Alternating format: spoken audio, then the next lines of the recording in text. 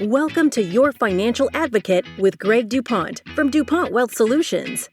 As a practicing advisor and attorney, Greg teaches pre-retirees how to reduce debt and taxes and save with less risk so they have more spendable income and plan their way to a better life. Join us for this journey where Greg draws on years of experience and guest experts to help listeners achieve more spendable income for retirement. Hello and welcome to Your Financial Advocate with Greg DuPont of DuPont Wealth Solutions. Good morning, Greg. How are you? I'm doing great, Eric. How are you doing this morning? I'm excited. I think we've already spoken about that before we even started. This is your inaugural podcast, and I love this. This is going to be fantastic. I'm looking forward to this next chapter. Yeah. All right. For the audience, now you're listening, the inaugural podcast, this is Greg's very first podcast, and it's split up into two sections, really. Kind of some of his history and why he became a financial advisor or truly a financial advocate. And let me do this. The first half is a little bit of history. In the second half, we're going to get into some personal questions so you can get to know him as a person. Greg, are you ready for this? I'm ready for whatever you send me. All right, let's do this. So, Greg, why did you decide to work in financial services? And I'm really interested in the title that you've picked, Your Financial Advocate. Why did you choose to become people's financial advocate? Well, Eric, I use that phrase deliberately because I became a financial advisor, in quotes, after being a practicing lawyer for more than 15 years. And then I added this level of service to my portfolio. But at all times, it goes back to the teachings that I had learning how to be a lawyer and how to advocate on people's behalf. And so that's where that title comes from, and what drives me is more of an advocacy-related view of things for my clients than a financial product or anything of that nature. Mm-hmm. So that leads me to my next question, Greg. Who do you advocate for? I mean, really, what is your specialty and the type of clients that you're working with? Well, Eric, the interesting thing about my practice is I do strive to help a very broad range of clients that primarily come to me concerned about debt and taxes and just the uncertainty of the marketplace. What I don't do is trade stocks and bonds and those kind of things. That's not the client that I work with. I work with people that typically have between $500,000 and $3 million, and they're just trying to find their path forward.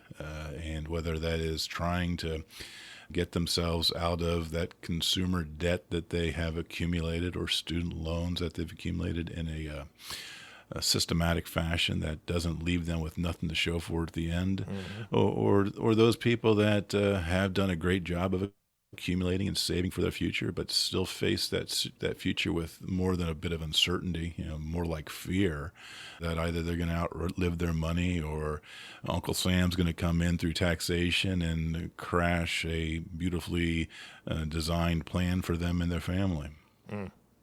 Absolutely. I know that in the next podcast, Greg, you're going to really kind of flush out what you guys do for your clients, what it looks like from beginning to end, like from the very first phone call until they decide to work with you. But until that next podcast, can you give us a snapshot of what you do for your clients? We provide solutions. There are various ways that those solutions get implemented, but as I mentioned, the people that come to me have problems, fears, concerns, and we use our wide open platform of tools to provide them solutions for whatever financial condition they present themselves to me in. All right. And that's a beautiful place to be, right? Because it's whatever I bring to you. It's not like you haven't seen it before. So it's good you've got that experience, and it sounds to me like there's absolutely no judgment, which is what I like, because I think that's a lot of people's fear of contacting a financial professional. They don't want to open the closet door. Well, Eric, part of my experience getting to where I am, when I did start practicing law, I started focusing on estate planning, taxes, and business. And I had a good number of people that came to me with consumer debt issues. And when the 2008 crash hit, at that point in time, I had just a flood of people that came to me looking for bankruptcy assistance. And they saw no way out of their debt situation. So, I had learned along the way dealing with people from that end of the spectrum with consumer debt to people with millions of dollars and millions of dollars in debt, that each person is a person. There's nothing judgmental. It is a condition, and we have tools, we have solutions. And thankfully now, the people that come to me now with debt issues, we don't have to resort to bankruptcy typically. And it's really gratifying to be able to put people on a path that they never thought was possible, to get them to a future where they have savings in the bank and they never have to go into debt again. So how do you find these new clients? I mean, obviously it sounds like a lot of them found you out of necessity, but when you're looking to acquire new clients, how do you do that?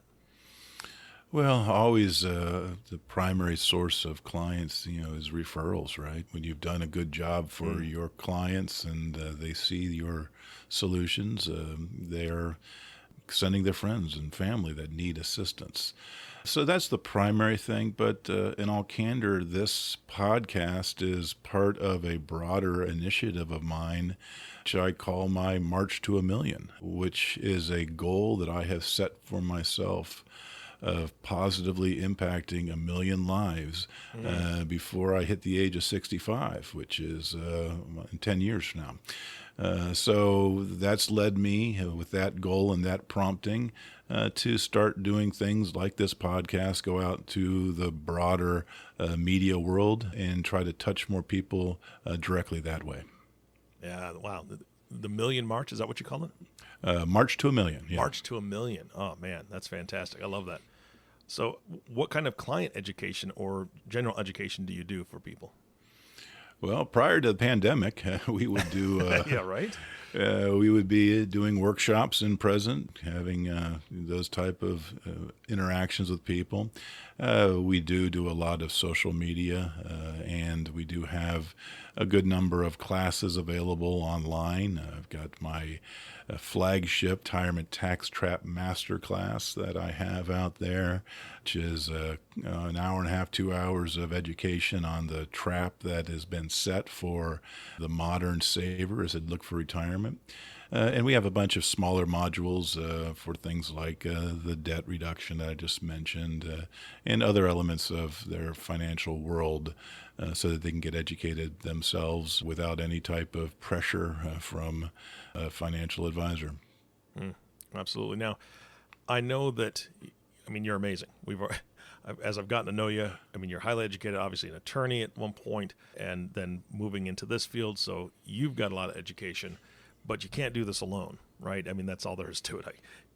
Not Superman. Sorry, I'm Greg. I don't mean to burst your bubble there, but and this leads me to who's on your team and what do they do? Well, I've got a very talented team that works with me that handle a lot of the support issues, so that frees me up to spend my time with my clients. Between my law practice and my financial advisory firm, I have a dozen people that support me in this endeavor. Wow. Whether it is taking calls that come in, servicing the clients, from beginning to end. And generally freeing me up so that I can spend more one-on-one time with my clients. As I continue this growth path, I will be adding other advisors. But right now, when you do business with my firm, you're doing business with me, and that's the brain trust. Now, I do have a broad network of partners that I work with in the industries that are used to provide these solutions. So that gives me the opportunity to leverage their excellence to bring that to my clients. It's kind of a skill that I learned back as a lawyer when we're talking about using expert witnesses and that type of thing. That it's not what you know, it's who you know and how you're able to bring those together in a way to communicate that benefit to others. Yeah, it's a very humble approach. We can't possibly know everything, so it's really nice to know. And I'm not an engineer, but I know one of my friends is, and if I have a deep question about something that I want to design or build, he's the first call I make. So, Eric, that's one of the reasons why I love what I do. Because I did make that decision many years ago in about whether or not I was going to bring this financial component to things, and I am a lifelong learner, and I felt that initially I thought that going to the practice of law, I'd always be stimulated intellectually. I found that wasn't the case. I found out there's a lot of repetition there. Especially with the type of law that I decided to focus on. Now, there are ones out there that people are new things every day. Well, that wasn't the type of law that interested me. Yeah. But once I started opening up the book on financial advisory and financial services and financial tools, literally, I'm learning new stuff almost every day because the industry is changing. A lot of the tools that I use now, I didn't even know of 2-3 years ago. Yeah. It's just constantly evolving. The product is constantly evolving, and the uses of the product are becoming more innovative as well. So that is what excites me, kind of gets me up in the morning every day to think about what's out there that I can use to help my clients. And it's amazing how many times I find something new from those promptings. Yeah, it's so funny because exactly what you said. There's so many different companies out there that are creating and providing new and better products that you have to be on the top of your game for that. And that's not even to mention all the curveballs the government throws, whether it's tax legislation or different rules, there's so many things that you have to learn and pivot on. I think it's fantastic, and that's an ideal place for a lifelong learner for sure. Greg, you've already spoken about a lot of your education, but what designations or advanced education do you have specifically to financial services? Well, I'm proud to say that even though I had the memory of taking a bar exam in my background, I did decide that I was going to challenge myself to another level of testing. That was the Certified Financial Planner certification testing. So a handful of years ago, I looked at what I could do, and there were ways that you can petition to have some of your law experience accepted in lieu of classes, but I decided what I was going to do is double down to learn the industry. So I actually took classwork that was necessary to qualify for the certification test. Did pass it with, not sure if it's flying colors, but I know I passed it on the first go around. So that's that was enough of an achievement for me that from there on, believing that that's the gold standard in this industry. That's the only certification that I have got in this industry. I do find that there are a lot of people that buy different labels for themselves in this industry. I don't think that there's any reason to pursue any more certifications. Yeah. So I want to take just a moment, Greg, to speak directly to the audience. And I'm not an advocate for any website specifically. However, I do mention one because it is very robust, and that is Investopedia. If you're listening to this and you are not familiar with financial services and the designations and things that are out there, please go to Investopedia, and I think it's investopedia.com. That really breaks down a lot of the lingo that is used in the financial services industry. And look up CFP, because Certified Financial Planner, that is one of the, if not the most robust and most difficult designations to get. And there are over 200 designations for financial advisors. And like Greg said, there's some that are like, it's like a scratch off ticket. You pay $1.50 and then, look at me, I've got these letters behind my name now. But not with the CFP. That takes years a lot of times, and it's very rigorous. So Investopedia is a great place to go look and get some of these definitions if you hear different things during these podcasts that you're just not quite sure about. That's a great resource. And read about the CFP, because you'll have a whole new appreciation for the work that Greg put in. It's pretty amazing. All right, back to you, Greg. Sorry. My last question on this section really is a big one. But what is your financial philosophy? So, Eric, that is a great question. My philosophy with regard to money and investing is a philosophy that starts with the belief that it's your money. You've worked hard for it. You need to be able to make decisions that you're comfortable with regarding that money. It's not mine. It's not my play toy. I am not there to test new investing tools, test new hot tips or anything like that. No, I am here to be a steward of your money and to help you make those prudent decisions, because most of the clients that come to me, again, are concerned about their future. They don't want to take the risk that the market gives. They know that they have to have some exposure because that's the only way long term we're able to have those funds outgrow inflation with any reasonable margin of error. But they're in no shape to take a 40, 50, 60% loss like we have with bear markets in the past. And so my philosophy always starts with that proposition that you're entrusting me to help you protect those funds and grow them prudently. That's great. All right, now we're on the second half of the podcast, which is more of the personal stuff. You ready? Fire away. All right, Greg. When you're not working, what are you doing for fun? Drinking a martini, sapphire, shaken, not stirred. A little extra dry with an olive. Did you say with an olive? With an olive, yeah. Yeah. Straight, plain olive, no blue cheese. It just taints the vermouth and the gin. It just doesn't work. Yeah, I hate olives, so I'm good. Just keep the olive. I'll give you mine. You can have two. Fire yours. Right. All right, Greg. If you had to pick one person, who's your hero? My father. Why? My father was a pharmacist and a small business owner, and that is what framed my view of the world, both positively and negatively. I mean, it's inconceivable to me as I sit here now at 55 years old with one child, with being a small businessman myself, how my father managed to raise 7 kids. Holy cow. On a single earner income in a upscale neighborhood here in Central Ohio, put them through college and all that. And so, I also learned, from him, the lifelong learner. I always remember him sitting at his chair reading, his trade magazines and those type of things, improving himself, giving back to his profession along the way, and always looking for the right next solution for his business.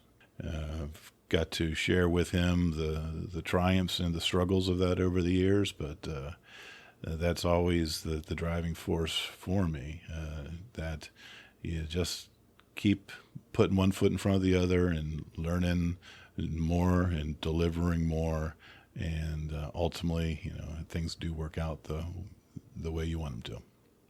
All right. Sounds like a fantastic guy. Yes. All right. If you had all the money you ever needed, what would you do? And when I say all the money you ever needed, you wake up tomorrow and you look at your bank statement and there's over $1 trillion in there. I would do what I'm doing on a different level. It's taken me 30 odd years of professional life to be able to get to that point where I can say that with not feeling like I'm bullshitting myself. Mm-hmm. It's, I love what I do, and being able to impact lives and improve lives the way that I do. And if I woke up with $1 trillion, I'd find a way to do that more. Because, as much as I do enjoy a dry sapphire martini with an olive, I can only drink so many of those. And sitting on my rear end trying to squander $1 trillion is not the way that I'm designed. Yeah. Oh, I'd love to see the plans that you would make with that, and I hope you wouldn't mind including me in that a little. Not like giving me any, but like hiring me to do something. I mean, I can wash those martini glasses and drive you around to all the things you're going to be doing. Very good. You can help me with my march to $1 million. Yes, absolutely. I'll strap on the boots and start moving. All right. So who is your favorite person in history? This is kind of a different question, but who's your favorite person in history and why? Eric, in all candor, you asked me at the beginning of this, what do I like to do with my free time? And one of the things I do with my free time is I do a lot of reading.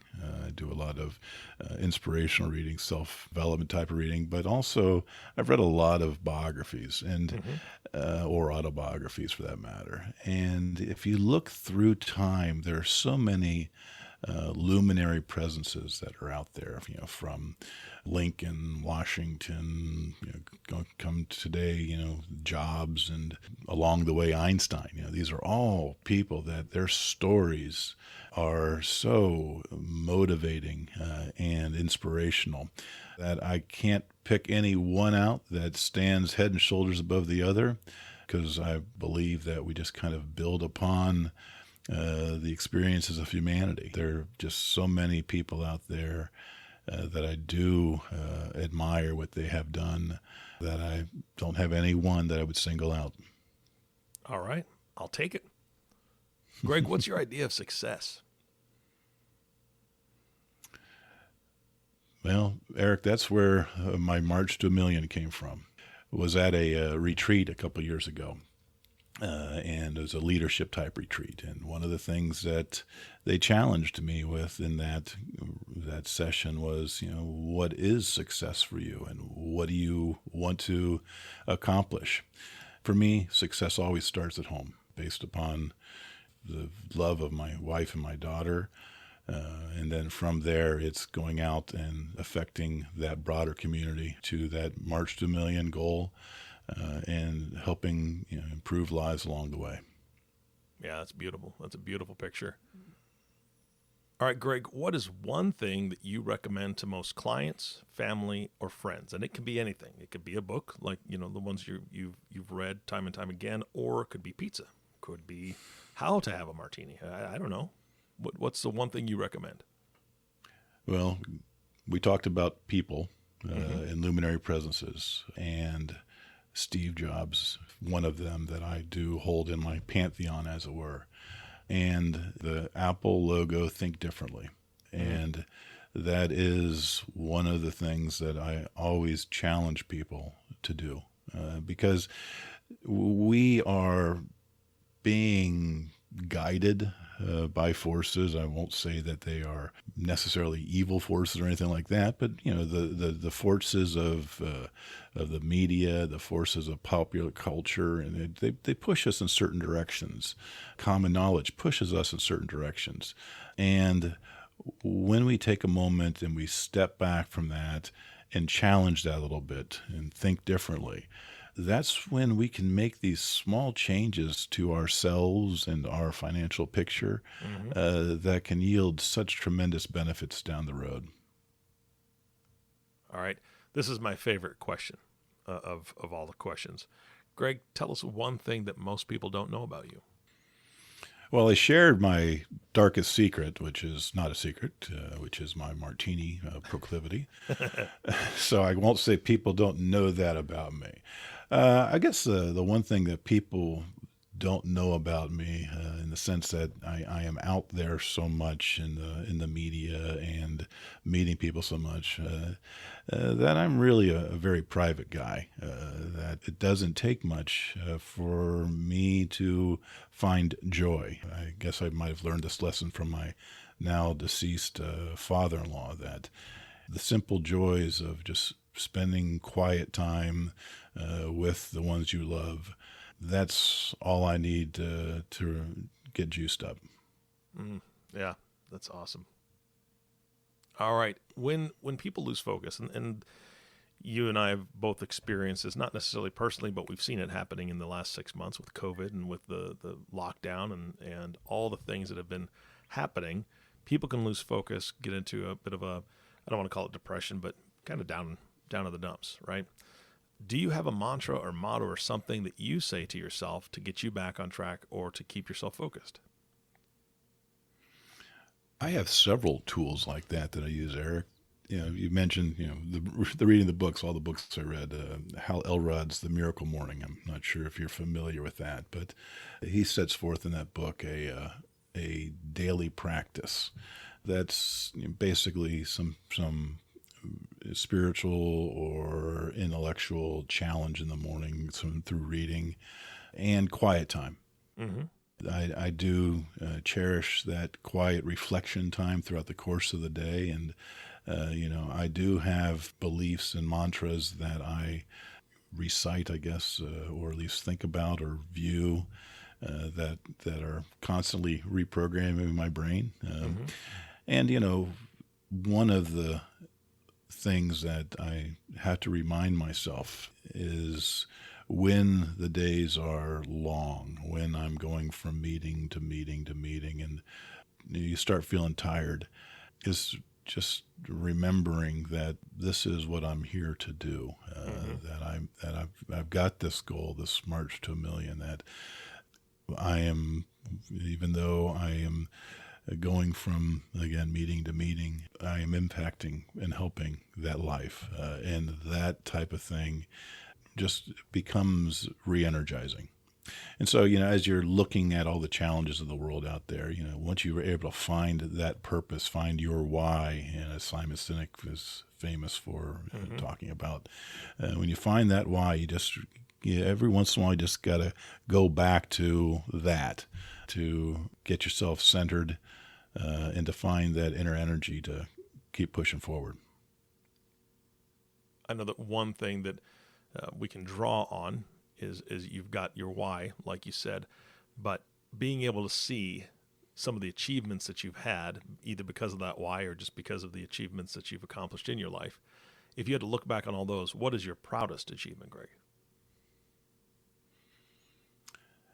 My proudest achievement is that I was able to get my daughter off to college now, healthy, Nice. happy, centered, and excited about what's going on. My wife is the primary reason why that happened, but no, that's my accomplishment. Not that I'm living through her, but understanding the challenges that they're there and how fortunate I am that we've been able to get to that point in time and seeing so much through my exposure to other people's lives. That is right now my crowning achievement. Fantastic. All right, here's really the last question, and it's kind of it's wrapping this entire podcast up today. You have the attention of a lot of people. This podcast is nationwide. Who should listen to this podcast? And can you give us just kind of some glimpses of what we're going to be talking about in the future?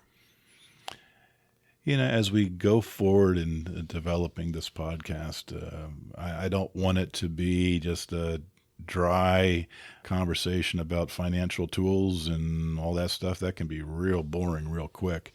This podcast is my effort to do some of that education, help people learn some of these tools of the trade that are out there that they may not know of.